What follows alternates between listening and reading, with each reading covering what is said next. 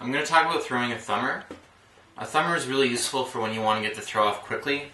The only problem with a thumber is, unlike the other throws, you can't really fake from one throw to another. So with a thumber, you're holding it. If you fake, now you're holding a backhand upside down. And if you fake back, then you have a thumber. So it's good if you catch it like that.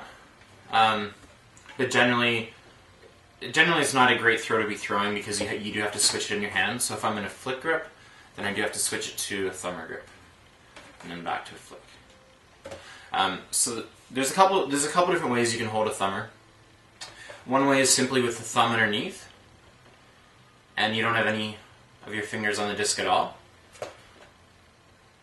Another way is to have the thumb underneath, and then 4 fingers on the disc, and that's called, some people call it a squanto.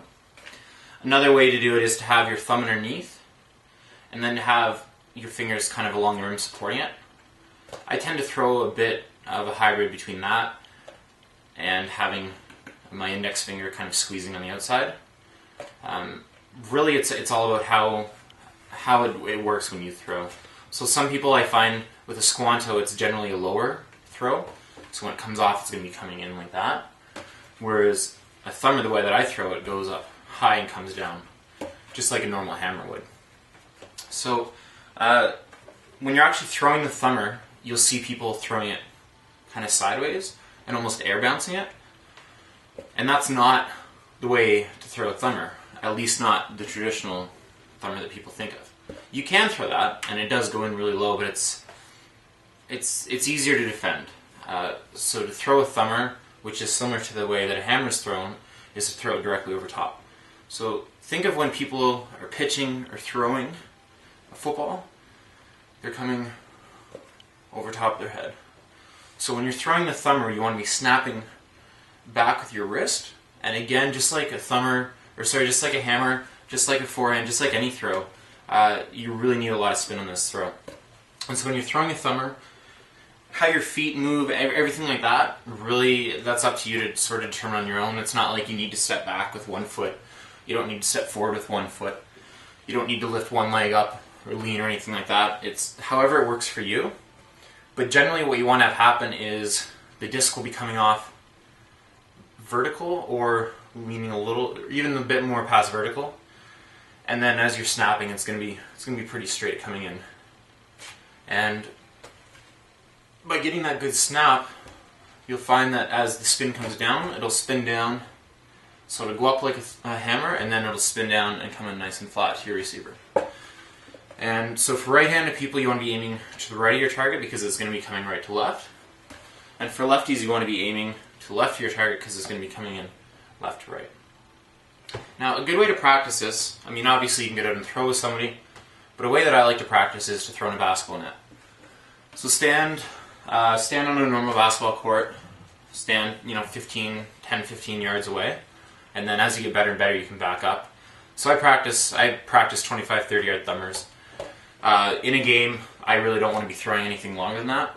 I'm not going to be putting up 40 or 50 yard thumbers. For that, it's either a hammer or a backhand or forehand. But when you're practicing the thumber, practice throwing in the basketball net, and when you're starting, try and hit the backboard every time, and then as you go along, try and get it in the basketball net. And so when you get down to it, take 4 or 5 frisbees to the court with you, and ideally pick a court that doesn't have a cement base on it because you don't want to scratch up your discs. So go to a nice gym that has a wooden floor or a rubberized floor or whatever, and practice throwing that. And you'll find the more you throw, the better you'll get at it, and just having a nice target like that will help, especially get some height on it. If you're throwing to someone all the time, then you might start throwing lower, you might be getting in that sidearm motion, and having that sidearm motion isn't great if you have a defender in front of you, because it's easier to D. So you want to be getting that motion back from behind your head and snapping that. So when would you throw a thumber? Like I mentioned earlier, because you can't really fake from a backhand to a thumber, or fake from a forehand to a thumber, it's if you catch it with your fingers on top of the disc and your thumb underneath. So if you're coming in and grab it, and then you can throw it like that. That's how I've seen it. And honestly, in 8 years of playing, I've seen a few thumbers thrown in games, really not a lot. League is a good place to throw it, indoors is a good place to throw it. but I find if you're throwing it in a tournament, you're almost looking for it, you're waiting for it. And I never think it's a good idea to sort of, set a throw up and wait for that throw, because if that throw's not there, then you don't really have any options. So what I like to do is practice, and then in a game, if you have a certain throw and you see you throw it, but I'm not sitting there waiting for 4 or 5 seconds waiting to throw a thumber to somebody. Okay, that's another throw you can throw back, and you can throw a flick. A lot of different options on it. And finally, some common mistakes, like I mentioned earlier, not releasing high enough and not getting that snap on it. You'll get a much better snap from up here than if you're trying to throw a sidearm.